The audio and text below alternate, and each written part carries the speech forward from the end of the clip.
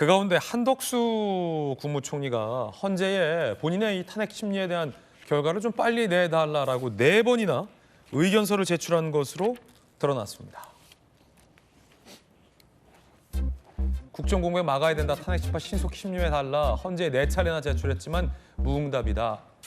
모레에서야 첫 변론기를 맞게 됐는데 탄핵안이 접수된 지 54일 만이다. 전혁진 변호사님. 네네. 한덕수 권한대행에 대해서는 사실은 헌재가 매우 느리게 절차를 밟아가고 있어요. 비판적인 여론도 많은데 어떻게 보십니까? 굉장히 상식적이지가 않은 거죠. 왜냐하면은 지금 최상목 대행은 대대행 아니겠습니까?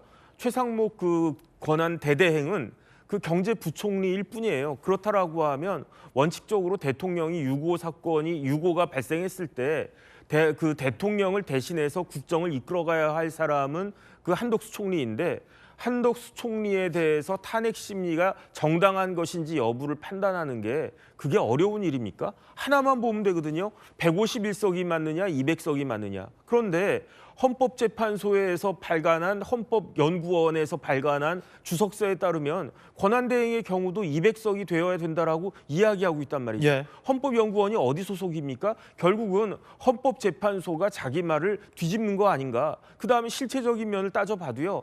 한덕수 총리에게 객관적으로 탄핵 당해야 될 만한 그런 사유가 일이라도 있습니까? 제가 봤을 때 지금까지 한덕수 총리가 윤석열 대통령 취임 이후 초대 총리로서 지금까지 계속 국무총리하고 있는데, 만약에 저런 식으로 탄핵이 됐다라고 하면 벌써 탄핵이 돼도 100번 되지 않았을까? 그런데 왜 여태까지 헌법재판소에서는 묵묵부답이면서 그렇게 하는가? 그러니까 지금 헌법재판이 이상하다라고 많은 사람들로부터 비판을 받는 것이 아닌가. 선을 넘은 거는요, 제가 봤을 때는 헌법재판소를 비판한 사람들이 선을 넘은 게 아니라 헌법재판관 자체가 선을 넘었다, 저는 그렇게 생각이 됩니다. 한덕수 권한대행에 대한 이 탄핵 심리가 사실 복잡하고 어려운 건 아닌데 왜 이렇게 오래 걸리냐, 의도적인 건 아니냐라는 비판이에요? 글쎄요, 지금 말씀하시는 건 의결 요건과 관련된 거니까요. 그거는 심리가 개시되면 따져볼 문제고, 탄핵 소추 사유의 정당성 문제에 대해서는 또 심리가 필요한 겁니다. 그러니까 우선순위를 이제 고려하는 거죠. 헌법재판소 당연히 대통령의 탄핵 심판 절차의 신속한 결정이 가장 우선이고요. 그러기 위해서 대통령 탄핵 심판의 어떤 중대성을 고려할 때 탄핵 재판관 구성이 지금 마은혁 재판관 임명이 미임명된 상태에서 진행되는 것은 결국에 최종 결정권에 대한 정당성 시비가 다시 나올 수밖에 없기 때문에 그 절차를 또 급하게 진행한 겁니다. 그런데 그것도 역시 피청구인 최상목 대행 측의 요구를 받아들여서 변론 재개하고 또 진행하고 있습니다.